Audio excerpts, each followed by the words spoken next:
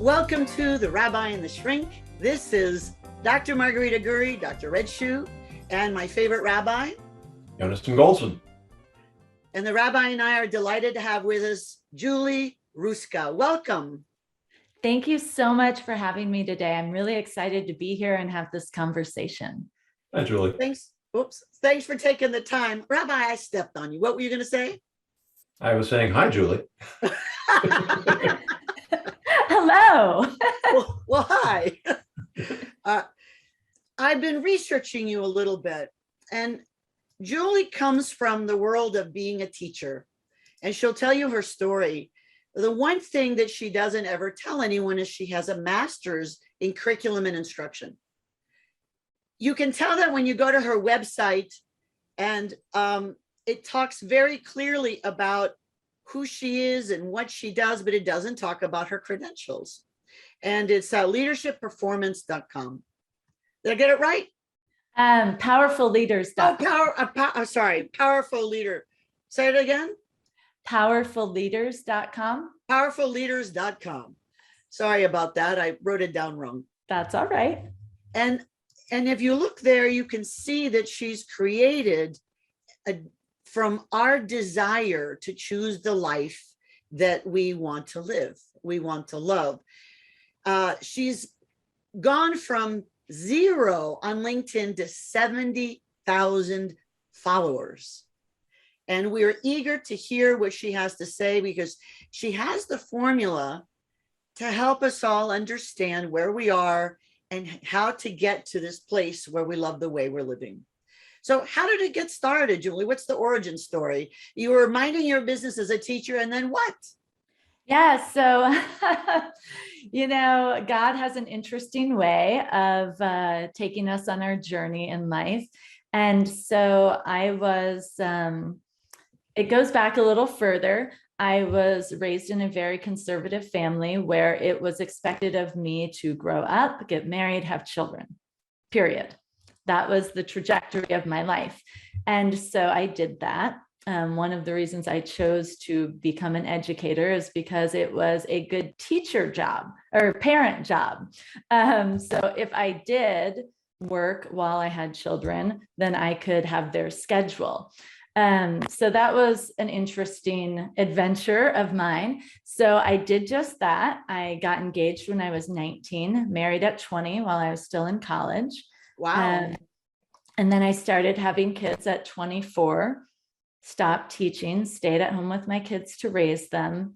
And my oldest son is severely dyslexic ADHD, and he wasn't learning to read at a traditional school. So he needed to go to a specialized school that was quite expensive. So that's when my former husband and I had the discussion, and we decided that I would go back to work. But I'd been out of the workplace for over a decade. So to be marketable and to be relevant, I decided to go back and earn my master's degree, which was in curriculum and instruction. So during that time, I went out to a brain-based gender differences conference in Colorado Springs, Colorado. And I had what I consider an awakening experience. People were calling me by name. I was no longer just my former husband's wife or Ethan, Sydney, and Aaron's mom, but I was Julie again. And that sparked this awakening to realize that I'd virtually been sleepwalking through my life. I had adopted my parents' idea of what my life should be, and I was living it. And so that kind of sparked this entire evolution of my soul, which now I help other people evolve and transform their lives. So going from there, do you want to go or should I keep talking? Yeah, go from there. I'd actually like to dive into that a little bit. Yeah, so I was then teaching kindergarten. I became a single mother of 3. I took full custody of my oldest son and primary custody of my younger 2. And so all 3 were with me Sunday through Friday. And my youngest was 6 years old. And one day he came to my kindergarten classroom and fell asleep on the floor, the dirty floor where all the kids had been all day long. And it broke my heart. And I realized that if I was going to serve my children the way that they needed me to, I needed to change my life. And part of that involved changing careers. At the time, I was into power yoga. So I was like, wow, power yoga has been so empowering to me. I'm going to transform the world with power yoga. Everyone needs it, right? And so I quit my salary job, very risky with 3 children, and became a yoga instructor full time. And probably within a few weeks of doing that, I realized that yoga was just a tool for transformation. It wasn't the whole enchilada, right? And so at that time, quitting my job and becoming an entrepreneur, I had no idea what I was doing. I had no business training. Well, thank heavens, or you wouldn't have done it. Right? Exactly. I tell my kids that all the time. So I do what all good people do in this century. I Google searched how to effectively run a business. I went through all the online course offerings, and I came to one that was related to high performance with the High Performance Institute. And that course was 6 weeks. And in it, it took me through clarity, courage, energy, productivity, all of these high performance habits. And it was like, ding, ding, ding, ding, ding. This is what I'm meant to do. I thought yoga was what everyone needed. This is what every single person in the world needs. Everyone needs clarity on who they are and how they're showing up in the world. Everyone needs courage to step beyond their fear toward freedom, toward becoming their best selves. And so through that process, I went to a live, pre-pandemic, a live 4-day high performance academy. And it changed my life right away. There was a coaching program. I signed up. And at the time, it was focused on career, relationships, emotions, and health. And what I found after a few years of coaching was there was a key component missing, which was finance. I'm glad you added that. And the reason I added finance is because if I help people create this clarity and this vision for the life they love, and they can't fund it, if there's no liquidity there, I'm just a dream merchant. And that doesn't really serve anyone. You've touched on so many topics we could go into, and I hope we will. I'd like to go back to this conference you attended, where you said you had your awakening, and then used a phrase that we hear from time to time. You felt like you were sleepwalking. Yeah. And I think that a lot of us have that kind of experience because we're trying to meet other people's expectations. And like Socrates said, you don't know what you don't know. Right. And if my experience has just guided me down a certain course, and I don't have the vision, or I don't believe in myself, or I don't have the opportunities to see beyond that, you can go through your whole life that way. Absolutely. It's we blindly accept some things that I consider like indoctrination, right? Yes. And I do this, I've done this with my kids, and you will probably appreciate this, Rabbi, in the form of religion. When someone comes to a religion or a set of beliefs and it's their own, and they investigate it and they have faith in it and they accept it and follow it, it's so much more powerful than when they're just told it. This is what you're supposed to believe. Yeah. Much more. And so I think we have that in our society where we indoctrinate people based on our family, based on our background. And a lot of people don't question it. They blindly accept it until one day they have some experience. It could be a divorce. It could be a terminal illness. They have something that sparks an awakening. And unfortunately, what happens is it's scary. So they just go back to sleep. They're like, I don't want to change. It's going to take too much. They have that fear. And so they go back and they're like, you know what? It's okay. This is good enough. I don't think most people do that. I think most people retreat. They find it scary, overwhelming, and they go back to not sleepwalking, but say, this is what I chose. Yeah. And they convince themselves. Why is it that you sparked? What is it, the people who are sleepwalking, what can they learn from your journey? Because I know you've got it down in your head and in your heart. what can they do to have the courage? What kind of thoughts they can have to go ahead and make the change? I think the first thing you have to do when you're faced with fear is look at the limiting beliefs. Look at what, you're telling yourself each and every day that holds you back. Usually it's the form of something, a limiting belief that you came to subconsciously in your childhood that says, I'm not enough. I can't do this. Change is hard. All of these lies that we accept, when you can identify that, you can confront it and reframe it and move on. Instead of saying, I can't do it, say, I believe in my ability to figure this out.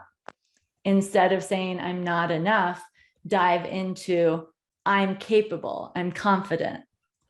So it's really about paying attention to your mindset and the internal voice. And you know what you said earlier, Julie, that when we choose our beliefs, we're much more passionate, we're much more focused. Absolutely. Than when we simply absorb them. And this is, Doctor, because this is one of the themes that has brought us together, that so many of us today simply absorb the values around us. And we don't make those choices, and we haven't thought our beliefs through. And so they're not really our beliefs, and that gives us this lack of confidence. I mean, how can I stand up for something I don't really understand? How can I defend something or fight for something if I never really chose it? So it's the discomfort of whether we challenge our own beliefs or whether we allow others to challenge our beliefs, or whether situations just put us in circumstances where we have to reevaluate. It's a tremendous blessing, although it may not feel like that in the moment. It never does. No, it's terrifying because there's a lot of comfort in status quo. Yes. There's a lot of predictability in waking up each and every day, going to a job, working for 8 hours, coming home, eating dinner, watching TV, going to sleep, rinse and repeat, Monday through Friday, have a little fun on the weekend, go back to it. There's a lot of safety there, but with low risk comes low reward. Absolutely. The rabbi and I were talking earlier. One of the ways I think we box ourselves in is with loyalty and commitment to certain relationships, whether they be business or personal. Rabbi, you had a thought about that, and then I wanted Julie, you to comment on it. What do you think about that? Well, part of so much of ethics is not choosing between right and wrong, because that's pretty obvious, or should be. It's choosing between right and right, or wrong and wrong. It's choosing between competing values and trying to figure out how to prioritize. And I'm moved by your story, because you have this tremendous commitment to your children and to the family that supports the children. And at the same time, you felt there was something untenable in that situation. What insights can you give us about how we can manage those kinds of competing values when we have to make life-changing decisions? That's brutal. I mean, to be really honest, it's brutal, because when we love people, or, especially if there are family values, our traditional family, our parents and whatnot, it's very difficult to have the courage to step beyond that. But you do have to look at a sense of clarity with who you are, who you truly are, and what you know to be right. And you have to act from that. It's the only way that you can have integrity in your life. And yet, one of the things I know as a psychologist is that we're all wonderful. We're also all awful. And I think we have to get over it, And I think that the awful can help us get to that path that you're talking about, right? As a high performance person, leader, coach, right? Yeah. I mean, when part of developing clarity, and I always go back to clarity because I believe it's the foundation of high performance. You have to have that. Part of the clarity is, who are you right now? The good and the bad. You can't just focus on the good. I used to try to do that. I really like the concept of living in a bubble and everything's perfect and I control everything around me and it's really magical. Unfortunately, it's not reality. No. So you have to be clear if you want to create change. You have to be clear on who you are right now, the good and the bad.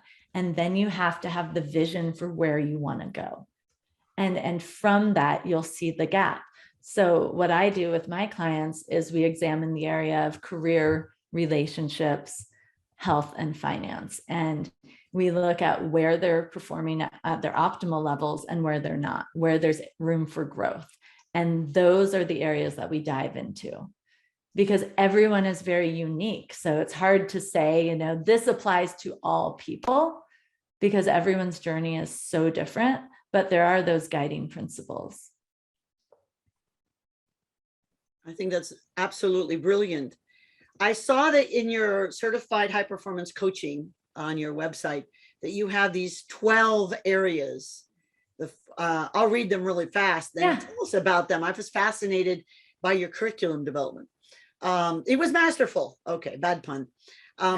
Focal points, clarity, energy, courage, productivity, influence, psychology mastery, physiology mastery, productivity mastery, persuasion mastery, purpose mastery, and commitment to high performance.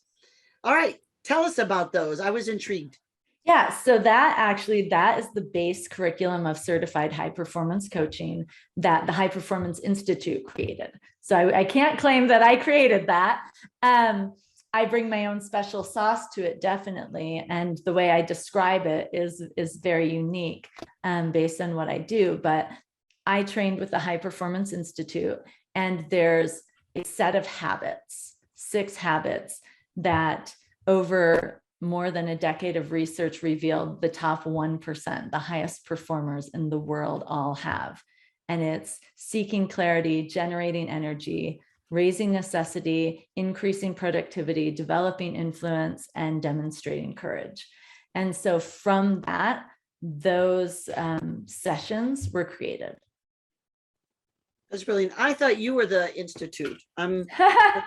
I've trained with the Institute and I do some work with them, but I'm not the entire Institute. Well, I'm glad because I was so tired for you. That would be exhausting. I'm thinking, what? So you're finding a bunch of people who are ready to have the courage, and I think your energy is infectious. What is it that holds people back from saying, I'd like to get started. I'm ready for the journey with you. What holds people back? Oh my goodness, so many things. Limiting beliefs, number one. Yes. It's going to be hard. It's going to cost too much. There's all of these things. Ego. There's a lot of ego. I tend to work with people that are already successful, and I help them reach the next level, the highest level of their potential and possibility. And so there's a lot of ego. Oh, I don't need that. A lot of dismissal. The things I put out on LinkedIn are, you know, a few paragraphs or a 2-minute video. And a lot of it's common sense, but common sense isn't always common practice. Or it's not so common either. Right? Yeah. Which is what we're finding these days, right?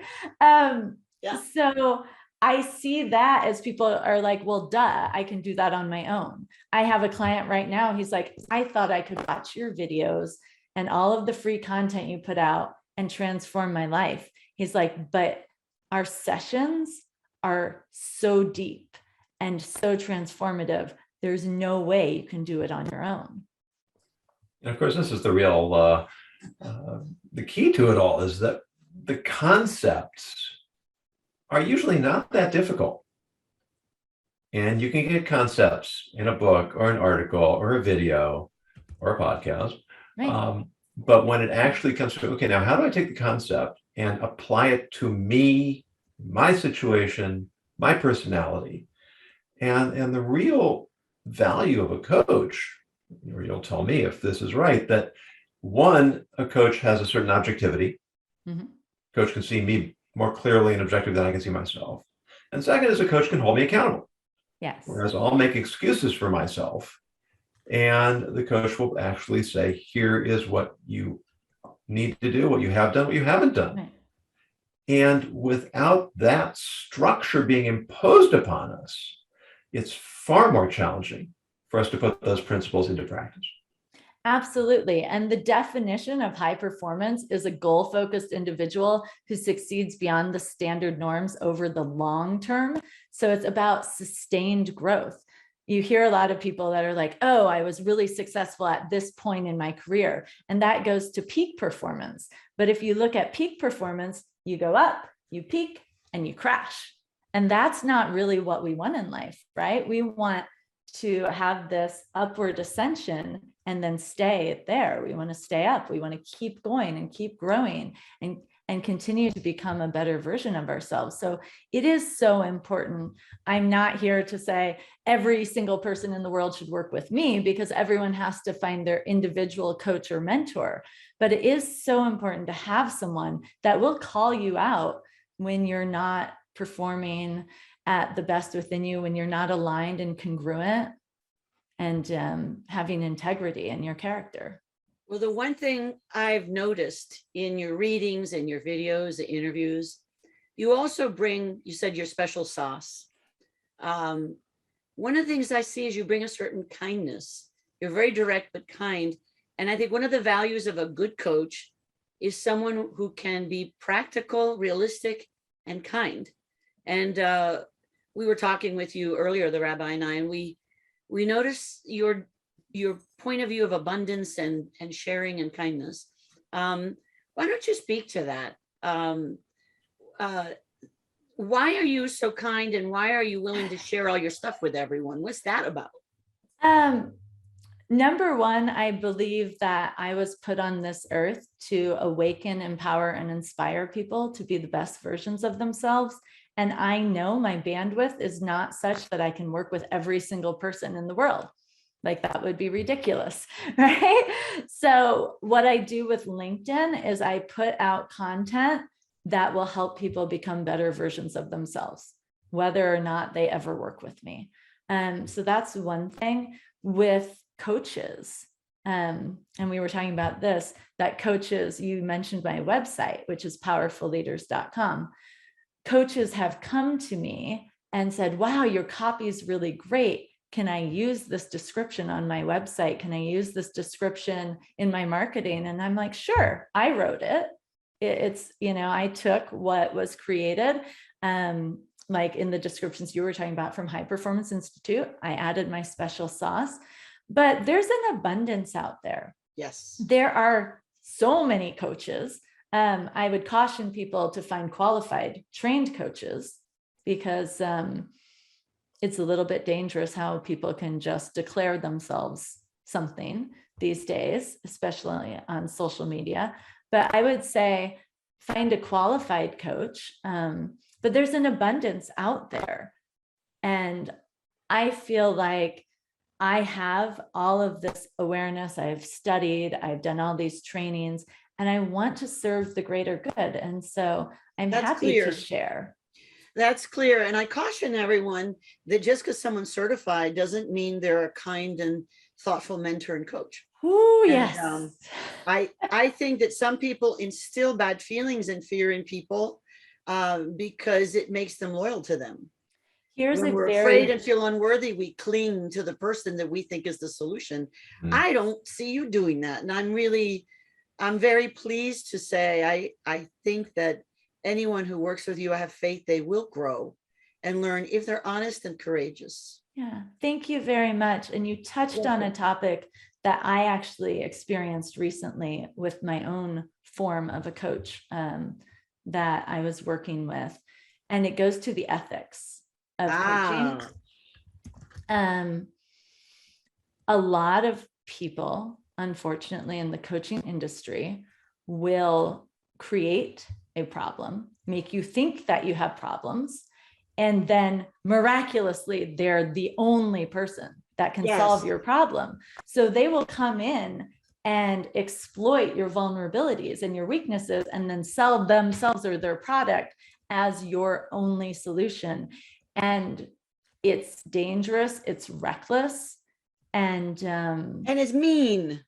Yeah, it is. It's mean, and it's scary, because I watched myself, who's a very discerning person, spend a month working with someone who, my experience, I mean, I felt gutted. I felt like a gutted fish. My confidence was going down. My mood was changing. My tolerance and patience for people was going down. It was brutal, and it was terrifying, because I'm in the industry. I know the red flags, but yet the way this person presented themselves made me feel like if I didn't work with him, my business was not going to scale the way I needed it to. Well, He and that's did- the risk of opening ourselves up. Yeah. And Yeah. essentially bullied you into Yeah. becoming dependent upon him. Well, that's terrible. and that's what's really scary. The most qualified coaches, psychologists, psychiatrists, rabbis, leaders, help empower people Yes. to go beyond them. Yeah. And that's our job. And I You take wanna it not very be needed. seriously. We You wanna are not not be trying to needed. make people Right. dependent on you. Right. Yeah, in fact, the definition of a teacher or a parent is someone trying to make themselves obsolete. Absolutely. Because I don't want, I like it when my kids come and ask my advice and ask my counsel and use me as a sounding board, but I don't want them needing me to tell them what to do. If that's the case, I have failed as a parent. Absolutely. And we I- want our children to be better looking and kinder and smarter and more confident and more competent and more everything than us. Right. And I think the same with our coachees. And the rabbi and I coach and advise individuals and organizations. And we like it when people feel that with the work with us, that they can conquer the world and that they Absolutely. don't need us. Yeah. Absolutely. And that should be the goal, right? Yes. One of my mentors in my yoga training, and I have over 2,000 hours of yoga training. So I did an extensive yoga, mindfulness, and meditation training. It was probably the best advice I ever had. He said, Julie, dissolve the teacher. Like, make yourself disappear. And I didn't understand that. I'm like, I'm standing in front of the room. Everyone's looking at me. That's just how it is, right? But what he was saying is, it's about them. Make it about them. It's not about you. And this is something I talked with Dr. Margarita about ahead of time, was the reason I'm not juliehruska.com. It's not about me. I don't want it to be about me. It's about them. It's about who I serve, and I'm creating. I'm helping them become powerful leaders. That generosity of spirit that you demonstrate and that abundance mindset that you demonstrate, I mean, that really is so integral to our whole focus on ethics, because it really means I am here to serve others. I am here because of the positive impact I can have on the world around me. And when we focus like that, in the Torah teachings, the sages say that no one can take even a grain of salt that's meant for you. If we believe that we are here to fulfill a purpose and that we have a destiny, and that so is everybody else, Yes. then we don't have that sense of competition. If somebody else is succeeding, that means that I'm somehow failing. And Teddy Roosevelt said the comparison is the thief of joy. We're always trying to see, well, what happens if, right? It's that whole attitude that makes us feel fulfilled in what we're doing. And it gives us the confidence and the courage, as you say, to do what we need to do to succeed. Right. The only person you should compete with is who you were yesterday. The goal is to be a better version of yourself each and every day, learn and grow and thrive. And so if you adopt that mindset, there's no competition. It's not about it's not about what any other coach is doing. And I'll have people ask me that, oh, did you see what so-and-so did? Not really, usually not, because I'm here and I'm focused on my clients and my community on LinkedIn. And I'm focused on that, what I can give to the world, how I can help, how I can serve. I'm not really looking around to see what other people are doing. I'm happy to cheer them on, but that's not really my focus. Well, good for you. And I'm glad that it only took a month of opening yourself up to a learning experience to realize that he was the one, or he or she was the one that needed to do the learning about being positive. So I'm glad that we learn these lessons over and over again that end up helping other people as good warnings. So you know what happened there is we all have limiting beliefs. We do. Even though we can courageously step beyond them, Yes. They're within us. He was masterful in recognizing in our conversations my limiting beliefs, and he exploited them. And so in that exploitation, of course, then miraculously, if you stay with me, if you work with me, I will. But yeah, it was very dangerous. Well, whatever money you paid him was worth it, because you came out on top with a wonderful story that with no limiting belief on that. Ooh, right? You know, it reawakened me to the industry. Good. And how important it is that people that do have good ethics, morals, and integrity speak louder. They do. Yeah. They do. I love the way you phrased it, Doctor, that the sages say that you can learn from every person, or a wise person is one who learns from every person. Some people we learn from by counterexample. Absolutely. And that's a lesson too. Yes. Worth every cent. Honestly, the most impactful lessons I've learned have been by my hardships and through my challenges. Well, we're glad that you're a resilient soul and a generous one at that. I'm very, very impressed. And I urge everyone, if you want to choose the life that you love, to think about doing coaching. The powerfulleaders.com is waiting for you right there. And you've got many opportunities. You've got lots of free videos. People can check you out. If you just put your name, Powerful Leader, and Julie Hruska, it's Hruska. Say that 3 times. The spelling, I didn't get it right. And I've listened to the interviews. Many people don't, but they certainly remember Julie, and they'll remember you forever. Rabbi, is it time for your word of the day? I believe it is. And when word we of the day come comes back, to Julie, we're going to ask you for a call to action, your final words. Rabbi, sorry. The word of the day comes from our friend Susan Rooks, the grammar goddess. But I'm going to introduce the word of the day with one quote and follow it up with another quote. I can't wait to hear what it is. I don't know if people know first, this, but I don't know the word, so I'm about to be surprised with them. That's right. We'll let the suspense build for just a moment. King Solomon says in Proverbs, "Do you see the person diligent in work?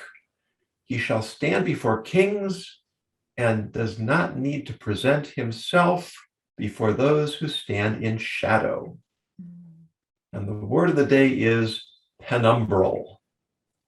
Penumbral, which refers to the shadow, the partial shadow that resides outside the complete shadow, or relates to being shadowy, indefinite, or in a marginal area.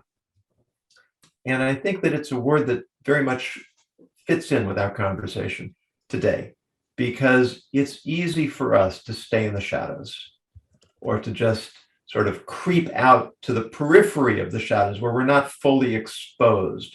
We're afraid to step into the light. We're afraid to make bold decisions or take bold steps, because, as you've told us, and as we know, it's scary, and we're making ourselves vulnerable, and we're taking risks.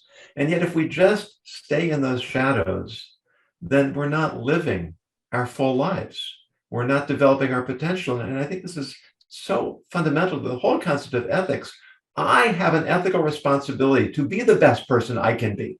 Yes. And that means I have to seek out the opportunities, the coaches, the mentors that I can in order to help me develop myself. Because if not, then I'm leaving the world with less of me then I had the opportunity to contribute. And I'll leave you up. We mentioned Teddy Roosevelt once, but this is one of my favorite quotes from him. He says, "Far better it is to dare mighty things, to win glorious triumphs, even though checkered by failure, than to rank with those poor spirits who neither enjoy nor suffer much, because they live in a great twilight that knows not victory nor defeat." Oh, Let's not live penumbral lives. Let's step into the light and shine. wow. That's Well so done. powerful. It reminds me of Marianne Williamson has a quote that talks about it's our darkness, not our light, that we fear the most. And it is that, right? Like we have an ethical responsibility. God put us on this earth for a reason. And it is our responsibility to step into that opportunity and let our light shine, because we cannot know who needs us. We don't know that. So you have to step out. You have to be bold. You have to follow that heart calling, that reason that you were created. Well, that's And you a have. beautiful way to phrase it. And thank you, Julie, for sharing your insights and your inspiration with us. And thank you, Doctor, for always being able to manage the show and keep Pleasure. us on track and keep us focused.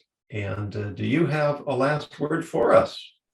Well, I do. Being the psychologist I am, let's talk about Julie's journey. She started with the shadow.